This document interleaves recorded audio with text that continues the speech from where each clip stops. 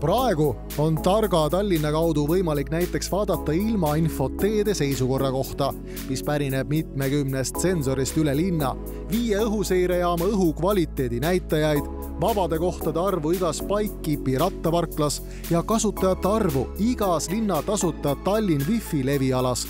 Pikemas plaanis me arvame, et linnas üha rohkem ja rohkem otsuseid võiksid põhineda andmetel, infol. Ja seetõttu me kogume seda väga erinevates valdkondades. Näiteks keskkonnainfot, mürainfot, millal jäätub mõni tee ja nii edasi. Ja kuna me seda infot kogume, siis võimaluse piires loomulikult soovime jagada seda ka kodanikega. Vanalinnas tegutsevatele ettevõtjatele võiks huvi pakkuda kord tunnis uuendatavad andmed jalakäijate arvu kohta, kes läbivad 15 punkti vanalinna piiril.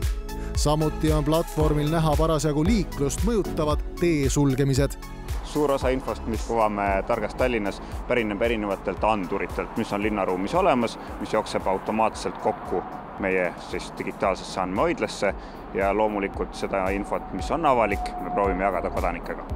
Tulevikus on plaanis hakata pakkuma võimalusi platvormi teenust personaliseerida, nii et kasutaja saaks just teda huvitavaid andmeid analüüsida alljaotuses Minu andmed, mis on praegu arendamise järgus.